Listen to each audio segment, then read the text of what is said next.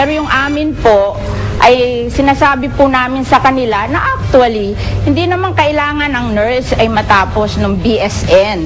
Kasi itong ating mga nurses, gusto lang nilang maging room nurse.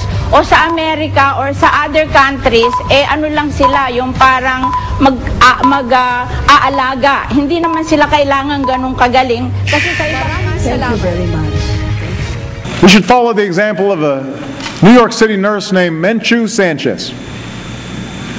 When Hurricane Sandy plunged her hospital into darkness, she wasn't thinking about how her own home was faring. Her mind was on the 20 precious newborns in her care and the rescue plan she devised that kept them all safe. Taga-UK na gusto nila mga Pinoy nurses? Obviously, sa Filipinos, talagang hospitable tayo. Marunong tayo makisama sa tao. At marunong tayo mag-alaga kapwa-tao. So, there are 1,400 nursing staff here at Worthing Hospital, and 200 of them are from the Philippines. I've been in the hospital a couple of times and have really found them very helpful, very friendly, and really caring. Lass Marie is also a ward sister at Worthing. Excellency, our Filipino staff now represent almost 10% of the total workforce at St. Mary's. We are a hospital that prides itself on providing the best possible standard of care in the British NHS healthcare system, and I have to say that the Filipino staff here have made our standards even higher.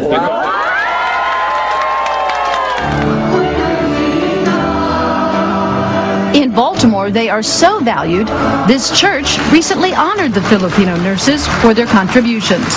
Why the Philippines in the first place? Well, nurses there are literally educated for export using American textbooks. And bringing them here has helped make a difference in Maryland hospitals.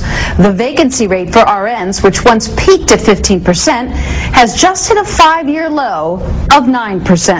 Maryland's Nurses Association, led by Catherine Hall, welcomes the help.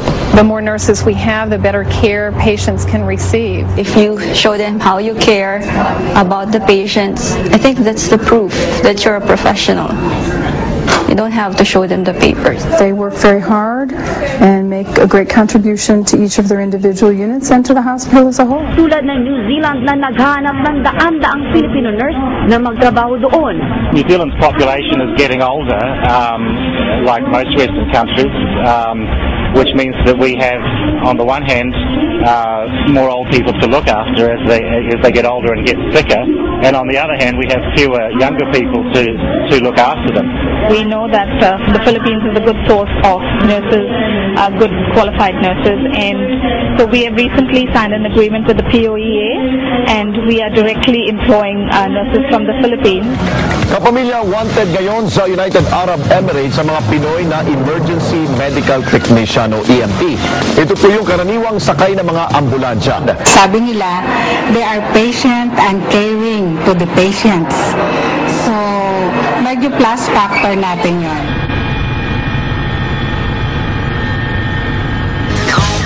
It's no wonder that Dubai has one of the best safety records on land, air or sea. Much of that can be put down to the tireless lifesavers of the rescue department, whose mission statement and top priority has always been safety of the public at all times. Their commitment to that end has never wavered. Their strategy to stay ahead of the game has given them a technological edge. Their investment in the future is crystal clear. Japanese words don't come easily for Jesse Crual. He's a registered Filipino nurse working as a caregiver in Tokyo. He started studying Japanese just 1 year ago. Crual is among 1,000 Filipino workers who are here under an economic free trade agreement.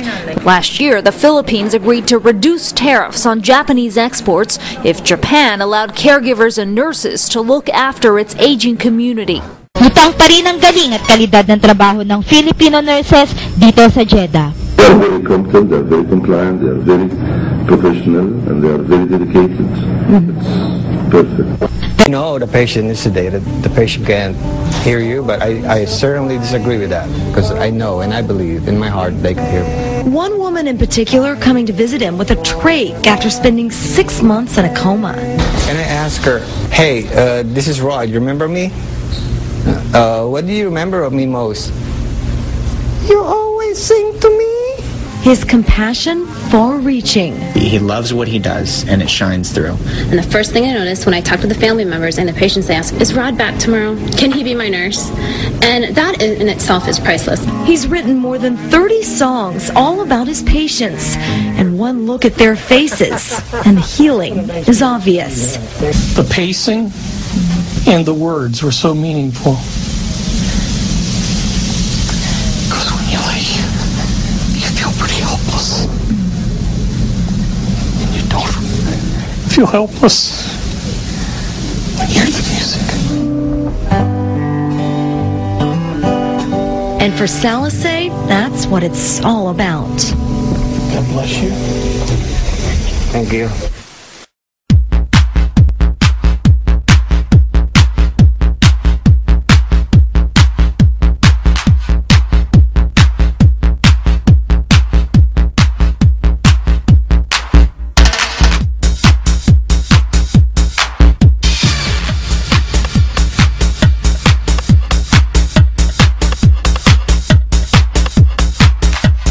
It's a great honor to receive this award.